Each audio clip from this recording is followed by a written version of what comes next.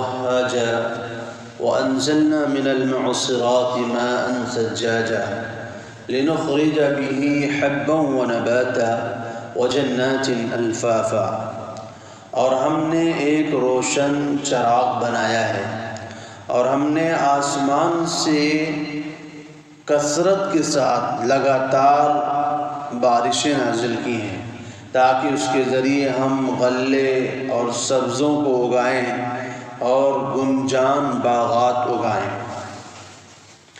پچھلی آیتوں سے اللہ تبارک و تعالیٰ نے اپنی کچھ نعمتوں کا، اپنی قدرت کے کچھ کارناموں کا ذکر فرمایا ہے، جن میں یہ ہے کہ ہم نے زمین کو بچھونا بنایا، پہاڑوں کو میخیں بنایا، اور تمہیں جو ہے ہم نے جوڑے جوڑے بنایا، پھر تمہارے واسطے نیند بنایا جو ہر قسم کے رنج و غم کو، تھکان کو دور کرنے والی ہے، اور رات کو ہم نے آرام کا وقت بنایا، دن کو کام کا وقت بنایا۔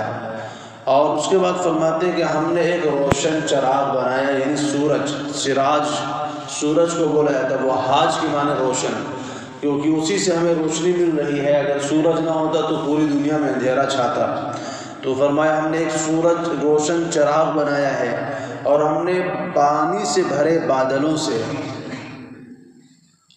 کثرت کے ساتھ پانی برسایا۔ معصرات، معصرہ کی جمع ہے جس کے معنی ہے پانی سے بھرا ہوا بادل، یعنی جو بادل آسمان پہ آتا ہے، ہر بادل اس سے مراد نہیں بلکہ وہ بادل مراد ہے جس میں پانی بھرا ہوتا ہے۔ اور سجاد اس کے معنی لگاتار بارش ہونا، یعنی کثرت کے ساتھ خوب زیادہ بارش ہم نے برسائی۔ اور اس پر بارش کا مقصد کیا ہے؟ لنخرج به حبا ونباتا، تاکہ اس کے ذریعے ہم غلے پیدا کریں، انسانوں کے واسطے رزق کے اسباب مہیا کریں، اور ان کے جانوروں کے واسطے ہم جو ہے سبزے اگائیں، گھاس وغیرہ اگائیں۔ وجنات الفافا، اور انسانوں کے واسطے گھنے گھنے باغات اگائیں۔ الفاف لفیف کی جمع ہے جس کے معنی ہے گھنے باغ، گنجان باغ، یعنی مختلف قسم کے جو باغات ہیں جو ہے دنیا میں جو پائے جاتے ہیں۔ کھجوروں کے بھی باغ ہیں، انگوروں کے بھی باغ ہیں، اور اسی طرح جو ہے دیگر پھلوں کے، سیب کے باغ ہیں، اناروں کے باغ ہیں، آم کے باغ، یہ مختلف قسم کے جو باغ ہیں وہ مراد ہیں کہ اللہ تعالیٰ فرماتے ہیں کہ ہم بارش کے ذریعے یہ سارے باغات کو اگاتے ہیں۔ بے شک فیصلے کا دن جو ہے ایک مقررہ وقت ہے، یوم ینفخ فی الصور فتأتون افواجا، وہ دن کب ہے؟ جس دن سور میں پھونکا جائے گا تو تم فوج در فوج آ جاؤ گے۔ فوج در فوج آنے کا مطلب کیا ہے؟ ایک صحابی فرماتے ہیں کہ انسانوں کے اس دن 3 گروہ ہوں گے۔ ایک وہ گروہ ہوں گے، رسول اللہ صلی اللہ علیہ وسلم سے روایت کر کے فرماتے ہیں کہ ایک وہ گروہ ہوگا جو سواریوں پر سوار ہو کر کے، پیٹ بھرے ہو کر کے، لباس پہنے ہوئے میدان محشر میں آئے گا، یعنی اللہ کے نیک بندوں کا گروہ۔ دوسرا گروہ وہ ہوگا جو پیدل چل کر کے آئے گا، یعنی ان کے واسطے سواری کا تو انتظام نہیں ہوگا لیکن پیدل چلنے کی ان کو گنجائش ہوگی۔ اور تیسرا گروہ وہ ہوگا جو کہتے ہیں اپنے سر کے بل گھسیٹ کر کے لایا جائے گا۔ فرشتے جو ہے اس کے پیروں کو پکڑ کر کے، پیروں میں بیڑیاں ڈال کر کے سر کے بل گھسیٹ کر کے لائیں گے۔ یہ وہ لوگ ہوں گے جو مجرمین ہوں گے، کافرین ہوں گے، اور آخرت کے منکرین ہوں گے۔ ان لوگوں کو جب وہ میدان محشر کی طرف نہیں جانا چاہیں گے تو فرشتے کیا کریں گے؟ بیڑیوں میں جکڑ کے قید کر کے سر کے بل گھسیٹتے ہوئے لے کر کے آئیں گے۔ اور اس کے بعد لوگوں کی مختلف قسمیں ہوں گی۔ اس سے پہلے بھی بات آ چکی ہے کہ اللہ تبارک و تعالی اعمال کی بنیاد پر حشر فرمائیں گے، اعمال کی بنیاد پر لوگوں کو جمع فرمائیں گے۔ اب جیسے جو لوگ جنتی ہیں تو ان میں بھی الگ الگ جماعتیں ہوں گی۔ جنتیوں کی الگ الگ جماعتیں کیا ہیں؟ جسے نماز جو زیادہ پڑھنے والے ان کو الگ رکھا جائے گا۔ یہاں پر فرض کے علاوہ نماز مراد ہے، کیونکہ فرض تو ہر ایک کو پڑھنا ہے، فرض سے تو کسی کو بھی چھٹکارا نہیں ہے۔ یہاں پر زیادہ نماز پڑھنے سے مراد یہ کہ جو زیادہ نفلیں پڑھنے والے ہیں ان کو ایک ساتھ ہوگا، جو زیادہ نفل روزے رکھنے والے ہوں گے ان کو ایک ساتھ رکھا جائے گا۔ اس کا مطلب یہ نہیں کہ صرف رمضان کے روزے، کیونکہ رمضان کے روزے تو پہلے ہی فرض ہیں، اس کو تو ہر ایک کو رکھنا ہی ہے۔ اسی طرح فرماتے ہیں جو صدقات و خیرات والے ہوں گے وہ الگ ہوں گے۔ ایسے الگ الگ کام، جہاد کرنے والے الگ ہوں گے، قرآن پڑھنے والے الگ ہوں گے، ہے نا۔ تو یہ الگ الگ شعبے، الگ الگ جماعتیں، الگ الگ گروہ کی شکل میں لوگ اٹھائے جائیں گے۔ یعنی وہاں پر ایسا نہیں ہوگا کہ فلاں کا خاندان ایک طرف، فلاں کا خاندان دوسری طرف، اس کا خاندان اس کی طرف، بلکہ اللہ تعالیٰ اعمال اور عقیدے کی بنیاد پر فیصلہ فرمائیں گے۔ اگر باپ مسلمان ہے بیٹا کافر ہے تو باپ بیٹے کو ایک ساتھ نہیں جمع کیا جائے گا، باپ مسلمانوں کے ساتھ میں ہوگا، بیٹا کافروں کے ساتھ میں اٹھایا جائے گا۔ وہاں پر دنیاوی خاندان کے اعتبار سے جمع نہیں کیا جائے گا، اعمال کے اعتبار سے جمع کیا جائے گا۔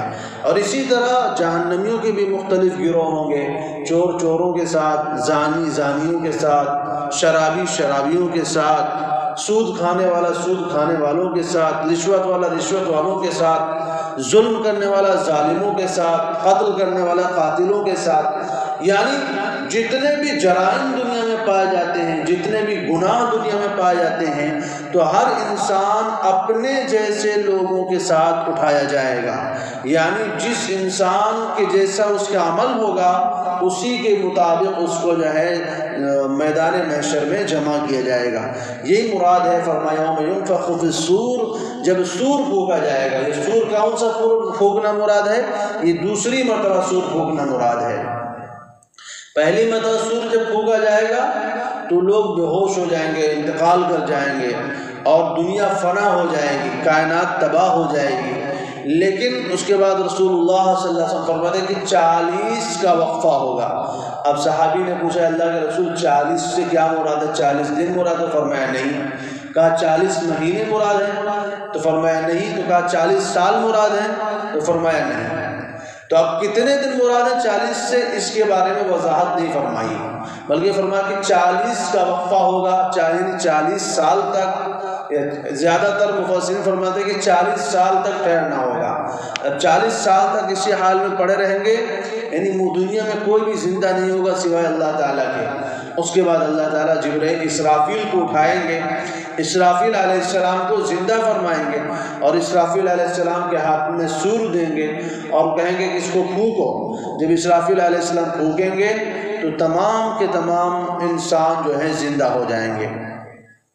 فرمایا یوم ینفخ فی الصور فتأتون افواجا۔ اب اس سور پھونکنے کے وقت کیا ہوگا؟ اس سے پہلے بھی روایت بتائی جا چکی ہے کہ سور پھونکنے سے پہلے اللہ تعالیٰ ایک بارش برسائیں گے، اور اس بارش کے نتیجے میں انسانوں کے جسم جو مٹی میں مل کے ختم ہو چکے ہیں، جو مٹی میں گل چکے ہوں گے اور ان کی ہڈیاں بھی ختم ہو چکی ہوں گی، فرمایا وہ انسانوں کے جسموں کو کیا کہا جائے گا کہ وہ جسم جو ہے اگ جائیں گے بارش کے نتیجے میں۔ جیسے بارش کے ذریعے سبزہ آتا ہے، گھاس نکل آتی ہے، ایسے اس بارش کے نتیجے میں ان تمام انسانوں کے جسم اگ آئیں گے۔ اللہ تعالیٰ روحوں کو حکم فرمائیں گے، سب سے پہلے ہڈیوں کو حکم دیں گے، ایتھا العظام البالیہ، اے بوسیدہ ہڈیوں، اے سوکھی ہوئی ہڈیوں، اللہ تعالیٰ تمہیں حکم دیتا ہے، ان اللہ یأمرک ان تجتمعی، اللہ تمہیں حکم دیتا ہے کہ تم سب کے سب آپس میں جمع ہو جاؤ۔ یعنی ہڈیاں ٹوٹ ٹوٹ کے الگ پڑی ہوئی ہیں یا بالکل مٹی میں مل گئی ہیں، تو اللہ تعالیٰ سب سے پہلے ہڈیوں کو حکم فرمائے گا کہ تم جڑ جاؤ۔ اب وہ ہڈیاں اپنی جگہوں سے نکل کر کے آ کے بدن میں جڑ جائیں گے، یعنی ڈھانچہ آپ نے جو دیکھا ہوگا ڈاکٹروں کے انسان کا جو ڈھانچہ ہوتا ہے وہ ڈھانچہ تیار ہو جائے گا۔ دوسرے نمبر پر کیا ہوگا؟ اللہ تعالیٰ فرما دیں گے یا ایتھا العظام ان اللہ یأمر ان تکتسی لحما وعصبا وجلدا، اللہ تعالیٰ تمہیں حکم دیتا ہے اے ہڈیوں، اللہ تمہیں حکم دیتا ہے کہ تم گوشت پہن لو، کھال پہن لو اور پٹھے پہن لو۔ مطلب یعنی جسم کے اندر جو گوشت تھا ویسے ہی گوشت آ جائے گا، جیسی کھال تھی ویسی کھال آ جائے گی، اور جیسے پٹھے تھے ویسے پٹھے آ جائیں گے۔ اب انسان کا جسم بن کے تیار ہو گیا دوبارہ۔ اب جب انسانوں کا جسم تیار ہو گیا، اب اس کے بعد اسرافیل علیہ السلام کو اللہ تعالیٰ کہیں گے اب سور پھونکو۔ اب سور کے اندر کیا کریں گے؟ تمام انسانوں کی روحوں کو رکھ دیں گے۔ روحوں کو کیونکہ جسم ہوتا نہیں ہے، وہ تو ایک لطیف چیز ہے، باریک سی چیز، انسان کو پتہ بھی نہیں چلتا کہ ہے کیا چیز ہے۔ انسان اگر اس کے بارے میں معلوم بھی کرنا چاہے کہ وہ کیا چیز ہے جو انسان کے جسم سے نکل جاتی ہے اور انسان مر جاتا ہے، تو آج تک کوئی ڈاکٹر بھی نہیں پتہ لگا سکا، کوئی بڑے سے بڑا ماہر بھی اس بارے میں بتا نہیں سکا کہ وہ ہے کیا چیز ہے۔ کیونکہ اللہ تعالیٰ فرماتا ہے کہ تمہیں معلوم نہیں، وہ اللہ کا حکم ہے، اور تمہیں بہت تھوڑا علم دیا گیا ہے، تم کتنا بھی پڑھ لکھ جاؤ لیکن تمہارا علم بہت تھوڑا ہے۔ تو فرمایا تم اس کی حقیقت نہیں جان سکتے ہو۔ اس کے بعد اللہ تعالیٰ تیسری مرتبہ کیا کہیں گے؟ یا ایتها الارواح ان اللہ یأمرک ان ترجع کل روح الی الجسد الذی کانت تعمره۔ اے روحوں، اللہ تعالیٰ تمہیں حکم دیتا ہے کہ ہر روح اسی جسم میں جا کے داخل ہو جائے جس جسم میں پہلے دنیا میں رہا کرتی تھی۔ اب اسرافیل علیہ السلام اس سور کو بھونکیں گے، وہ روحیں اڑ کے نکل کے آئیں گی اور اپنے جسموں میں داخل ہو جائیں گی۔ ہر ایک آدمی کی روح اسی کے جسم میں داخل ہوگی، اور جیسی ہی روح داخل ہوگی انسان زندہ ہو جائے گا، انسان دوبارہ اٹھ کے بیٹھ جائے گا اور انسان کہے گا ہائے اللہ یہ کیا ہو گیا، ہم تو دوبارہ زندہ ہو گئے، ہمیں تو دوبارہ زندگی مل گئی۔ اب جو ایمان والا ہوگا وہ تو خوش ہو جائے گا کہ آج ہمارے رب کے وعدے کے پورا ہونے کا دن ہے، لیکن جو کافر ہوگا، جو بدمعاش ہوگا، جو بددین بے ایمان ہوگا، وہ ہائے ہائے کرے گا، ہائے موت، کاش کی موت آ جاتی، یہ کیا ہو گیا، یا لیتا کانت القاضیہ، کاش کی موت آ جاتی اور میں مر کے ختم ہو جاتا، اب یہاں کہاں جائیں۔ یقول الانسان یومئذ این المفر، آج بھاگنے کا کوئی ٹھکانہ بھی نظر نہیں آ رہا، کیوں؟ زمین بالکل مسطح کر دی جائے گی، چٹیل میدان کر دی جائے گی۔ اسی کو فرمایا یوم ینفخ فی الصور، جس دن سور پھونکا جائے گا تو تم فوج در فوج آؤ گے، وفتحت السماء، اور آسمان کو کھول دیا جائے گا، فکانت ابوابا، تو آسمان میں دروازے ہی دروازے ہوں گے، دروازے اب بھی آسمان میں لیکن بند ہیں، اس دن دروازوں کو کھول دیا جائے گا، اس لیے کہ فرشتوں کا آنا جانا ہوگا، اللہ تبارک و تعالیٰ کی ذات جو ہے حساب و کتاب کے لیے اللہ تعالیٰ کا نزول ہوگا، تو اسی کو فرماتے ہیں کہ آسمان میں دروازے ہی دروازے ہو جائیں گے، وسیرت الجبال، اور پہاڑوں کو چلا دیا جائے گا، فکانت سرابا، تو وہ پہاڑ ریت کی مانند ہو جائیں گے۔ ریت کا کام کیا ہوتا ہے؟ آپ ریگستان میں جائیے، خاص طور سے گرمی کے موسم میں، آپ دور سے دیکھیں گے لگے بہت پانی بھرا ہوا ہے سامنے، یا جب بہت تیز دھوپ ہوتی تو روڈ پہ دیکھیں گے آپ دور کے علاقے میں تو کیا لگے گا کہ آگے روڈ پہ پانی بھرا ہوا ہے، لیکن جب وہاں پہنچتے تو دیکھتے ہیں کچھ بھی نہیں ہے۔ تو ایک تو دھوکہ تھا، تو اس کو کہتے ہیں سراب، دھوکہ۔ تو کہتے ہیں یہ پہاڑ تمہیں جو دیکھنے میں بڑے بھاری معلوم ہوتے ہیں، یہ قیامت کے دن کیا ہو جائیں گے؟ بالکل اس سراب کی طرح ہو جائیں گے، یعنی دور سے معلوم ہوگا کہ کوئی چیز ہے لیکن وہاں جائیں گے تو کچھ بھی نہیں ہوگا۔ تو یہ ہے پہاڑوں کے بارے میں مختلف آیتوں میں مختلف بات ہے، کہیں پر کہا کہ پہاڑ چلا دیے جائیں گے، کہیں پر کہا کہ پہاڑ ریزہ ریزہ کر دیے جائیں گے، کہیں پر کہا کہ پہاڑ اڑتے پھریں گے۔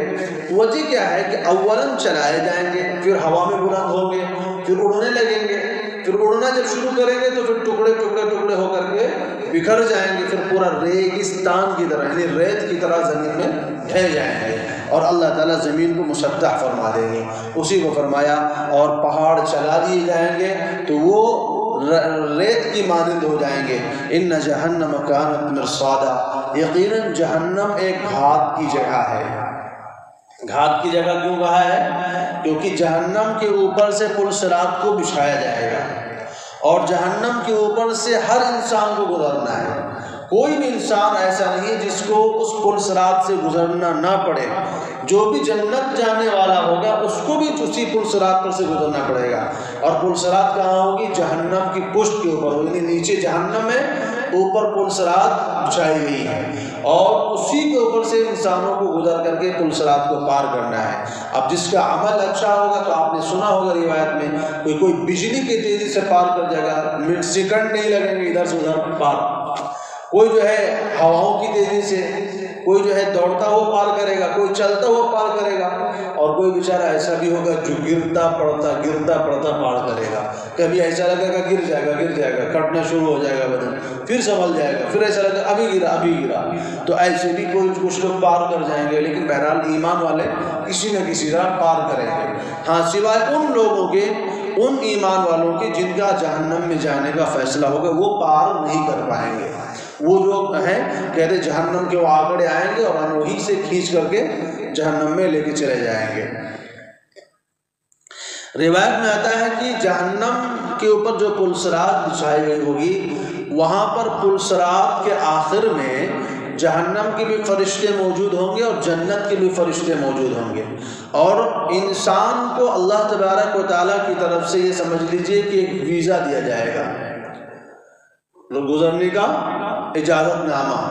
اس میں کیا لکھا ہوگا؟ جس آدمی کے بارے میں جنت میں جانے کا فیصلہ ہوگا تو اس کو ایک پرچی دی جائے گی، اور اس پرچی پہ لکھے گا ھذا کتاب من اللہ۔ یہ پرچی، یہ اجازت نامہ کس کی طرف سے ہے؟ اللہ تبارک و تعالیٰ کی طرف سے ہے، لفلاں ابن فلاں، فلاں ابن فلاں کے لیے ہے، یعنی انسان کا نام لکھا ہوگا، اس کے باپ کا نام لکھا ہوگا کہ یہ پرچی فلاں انسان کے لیے جو فلاں کا بیٹا ہے۔ کیا ہے کہ تمہیں میں حکم دیتا ہوں کہ تم اس کو ادخلوہ الجنت بسلام، اس کو جو ہے جنت میں سلامتی کے ساتھ داخل کر دو۔ تو ہر انسان جو جنت میں جانے والا ہوگا اس کے پاس ایک پرچی اللہ تعالیٰ کی طرف سے ملے گی، اجازت نامہ ملے گا، اور اسی اجازت نامے کے ذریعے انسان جو ہے جنت میں داخل کیا جائے گا۔ اب جن لوگوں کے پاس اجازت نامہ نہیں ہوگا ان کو جہنم کے فرشتے وہیں روک لیں گے، اور جن لوگوں کے پاس اجازت نامہ ہوگا ان کو جنت کے فرشتے جنت کی طرف لے کر چلے جائیں گے۔ تو اسی کو فرماتے ہیں کہ ان جہنم کانت مرصادا، بے شک جہنم ایک گھات کی جگہ ہے، یعنی وہاں پر فرشتے گھات لگائے بیٹھے ہیں، للطاغین مآبا، اور یہ سرکشوں کا ٹھکانہ ہے۔ جہنم اللہ کے نافرمانوں کا، اللہ کے باغیوں کا، حد سے تجاوز کر جانے والوں کا ٹھکانہ ہے۔ لابسین فیہا احقابا، اور اس جہنم کے اندر حقب در حقب رہیں گے۔ اب یہ حقب کیا ہوتا ہے؟ بعض روایات سے پتہ چلتا ہے، حضرت علی رضی اللہ تعالیٰ عنہ کی روایت سے معلوم ہوتا ہے، اور ایک روایت میں خود رسول اللہ صلی اللہ علیہ وسلم سے معلوم ہوتا ہے کہ حقب جو ہے کہتے ہیں یہ 80 سال کا ہوتا ہے۔ حقب 80 سال کا ہوتا ہے، جس میں سے ہر سال 12 مہینے کا، اور ہر مہینہ 30 دن کا، اور ہر دن جو ہے 1000 سال کے برابر ہوتا ہے۔ اب ذرا سوچئے، 80 سال ہے، ہر سال 12 مہینے، اور ہر مہینہ 30 دن کا، لیکن ہر دن 1000 سال کے برابر ہے۔ کہتے ہیں جب اس کا حساب لگایا جاتا ہے تو تقریباً 2 کروڑ 88 لاکھ سال بن جاتے ہیں، یعنی اتنی مدت تک سرکشوں کو جہنم میں رکھا جائے گا۔ لیکن یہاں پر کافر لوگ مراد نہیں ہیں، یہاں پر وہ لوگ مراد ہیں جو ایمان والوں میں سے جہنم میں جانے پڑ جائیں گے۔ تو رسول اللہ صلی اللہ علیہ وسلم فرماتے ہیں کہ تم میں سے کوئی بھی انسان اگر جہنم میں چلا گیا تو اس کو حقوق جو ہے جہنم میں رہنا پڑے گا، اس کے بعد اللہ تعالیٰ کی جب مرضی ہوگی تو نکال دیں گے۔ لیکن رہی بات کافروں کی، تو کافروں کو کسی بھی حکم میں نہیں نکالا جائے گا، بلکہ اس آیت سے بظاہر یہ معلوم ہوتا ہے کہ ایک حکم یا چند حکم جہنم میں رہیں گے، اس کے بعد نکال دیے جائیں گے، اور حکم میں نے بتایا کہ حساب لگانے کے بعد 2 کروڑ 88 لاکھ سال بنتے ہیں۔ لیکن مفسرین فرماتے ہیں کہ یہ کافروں کے لیے نہیں ہے، یہ ان گمراہ لوگوں کے لیے ہے۔ گمراہ فرقے جیسے مسلمانوں میں بہت سارے ہیں، آپ نے سنا ہوگا کہ ایمان والوں کے 73 فرقے ہوں گے، جن میں سے صرف ایک فرقہ جنتی ہوگا، باقی جہنم میں جائیں گے۔ تو کیا مطلب وہ ہمیشہ کے لیے جہنم میں جائیں گے؟ نہیں، ایمان والے ہیں تو کبھی نہ کبھی جہنم سے نکلیں گے، لیکن اپنے غلط عقیدے کی وجہ سے، اپنے غلط نظریات کی وجہ سے ایک لمبا زمانہ ان کو جو ہے جہنم میں رہنا پڑے گا۔ پھر جب ان کی سزا پوری ہو جائے گی اللہ تعالیٰ ان کو بھی جنت میں داخل فرمائیں گے۔ یہ مراد ہے حدیث کے۔ حدیث کا مطلب یہ نہیں کہ صرف ایک ہی فرقہ جنتی باقی ہمیشہ کے لیے سب جہنم میں جائیں گے، یہی مراد نہیں ہے، بلکہ حدیث کی مراد یہی ہے کہ اولی مرحلہ میں ایک ہی فرقہ جنت میں جائے گا، یعنی بغیر جہنم میں جائے ایک ہی جماعت ایسی ہوگی جو جنت میں جائے گی، اور وہ کون لوگ ہوں گے؟ جو رسول اللہ صلی اللہ علیہ وسلم کے اور آپ کے صحابہ کے طریقے پر ہوں گے۔ لیکن دیگر فرقے جو مسلمانوں کی گمراہ فرقے ہیں تو کیا وہ ہمیشہ کے لیے جہنم میں جائیں گے؟ فرمایا ہمیشہ کے لیے نہیں، ایک لمبے زمانے تک ان کو جہنم میں رکھا جائے گا، جب ان کی سزائیں پوری ہو جائیں گی تو ان کو جو ہے جہنم سے نکال دیا جائے گا۔ اور رہی بات کافروں کے بارے میں تو مفسرین فرماتے ہیں کہ کافروں کے بارے میں اگر حکم مراد لیا جائے تو اس کا مطلب یہ